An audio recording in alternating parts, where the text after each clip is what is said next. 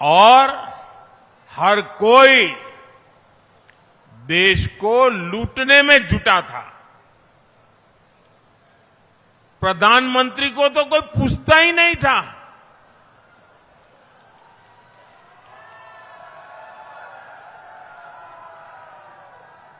सरकार remote control से चला करती थी। कैबिनेट से पास हुए अध्यादेश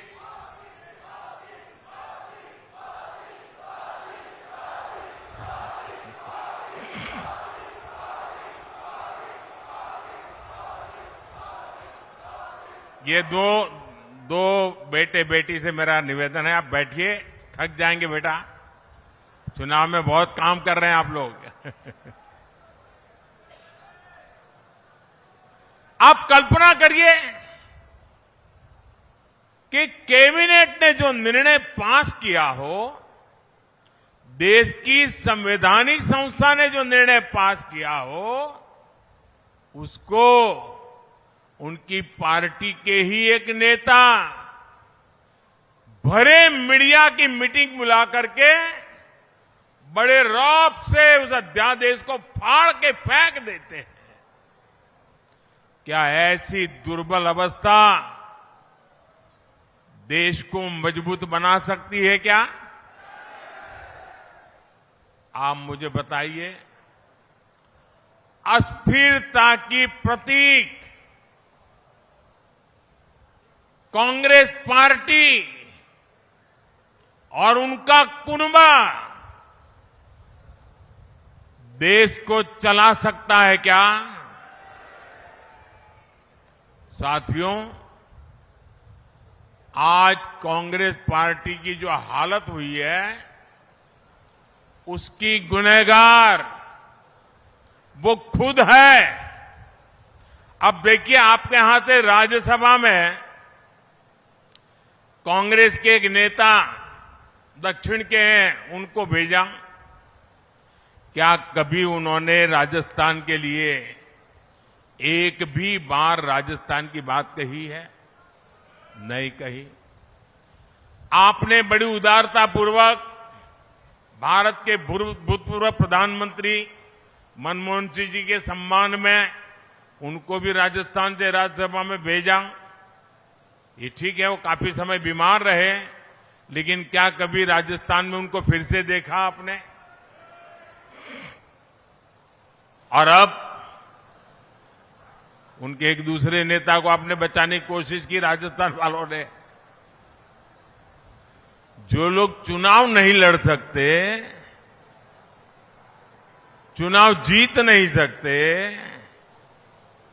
मैदान भाग के इस बार राजस्थान से राज्यसभा में आए हैं।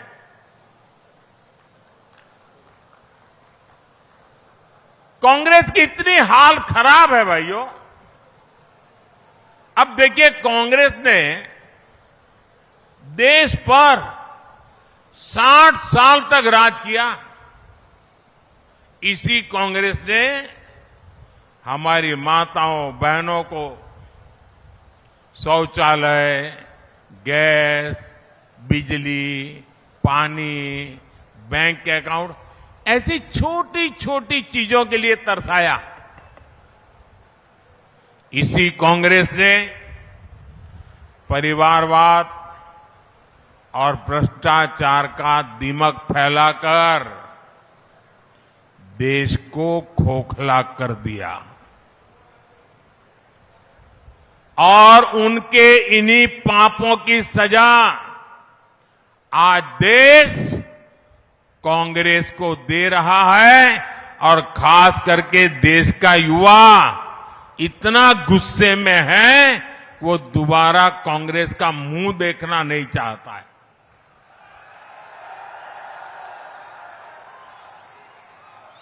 जिस पार्टी ने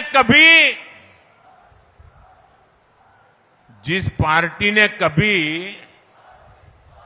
400 सीट जीती थी, देखिए इनकी हालत। जिस पार्टी ने कभी 400 सांसद जीते थे उनके, आज वो 300 सीट पे चुनाव नहीं लड़ पा रहे हैं।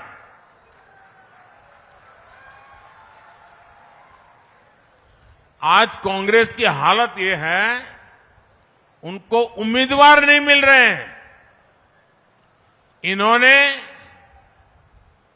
अवसरवादी इंडी अलायंस बना लिया है। उसकी पतंग उड़ने से पहले ही कट गई है। कहने को तो गठबंधन है, लेकिन अब हालत देखिए, कई राज्य हैं जहां एक गठबंधन वाले ही आपस में लड़ रहे हैं। इस लोकसभा के चुनाव में देश में 25% सीटें ऐसी हैं, आंकड़ा बहुत बड़ा है ये, 25% सीटें ऐसी हैं जहां एक गठबंधन के लोग एक दूसरे को मारने काटने में लगे हैं, एक दूसरे के खिलाफ चुनाव लड़ रहे हैं। अगर जिसको चुनाव के पहले इतनी लड़ाई चल रही है, तो चुनाव के बाद लूट के लिए तो कितना ज्यादा लड़ाई लड़ेंगे, इसकी कल्पना कर सकते हैं। और इसलिए मैं फिर से आपको पूछना चाहता हूं, क्या ऐसे लोगों को इतना बड़ा देश हम सुपुर्द कर सकते हैं क्या? ऐसे लोगों को देश सुपुर्द कर सकते हैं क्या? अरे आप अपने घर में गाड़ी हो ना, तो भी किसी ऐरे गहरे के हाथ में नहीं दे सकते हो भाई। देते हो क्या? 50 बार सोचते हो यार ये कहां पहुंचाएगा। भाइयों और बहनों, आप सब जानते हैं, मुझे भली बात ही जानते हैं, मेरा बचपन जानते हैं। मैं भी आप ही की तरह एक सामान्य परिवार से आया। मैंने भी मेरे परिवार में देखा, न बिजली होती थी, न पानी होता था, घर में रसोई का चूल्हा धुएं से भर जाता था। बचपन ऐसे ही बिता करके आया हूं।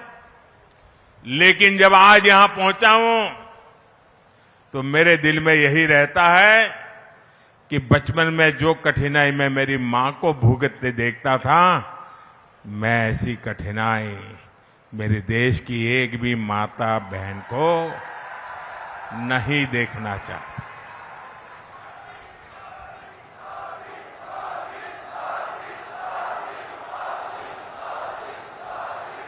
और इसलिए मैं आपके एक बेटे की तरह, मेरी माताएं बहनें आपके एक भाई की तरह, आपके दुख दर्द को मिटाने के लिए दिन रात दौड़ रहा हूं। अभी तक राजस्थान के करीब 19 लाख गरीब, दलित, पिछड़े, आदिवासी परिवारों के पक्के घर बन चुके हैं। वो लोग पक्के घर में रहने चले गए हैं। और इसमें 1 लाख पक्के घर मेरे इसी जालोर और सिरोही में बने हैं।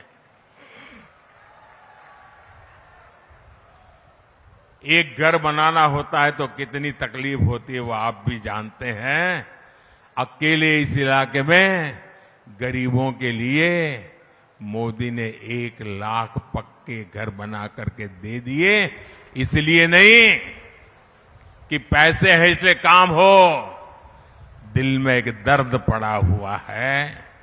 गरीब के लिए संवेदना पड़ी हुई है, और इसलिए मोदी ये काम करने के लिए लालायित रहता है।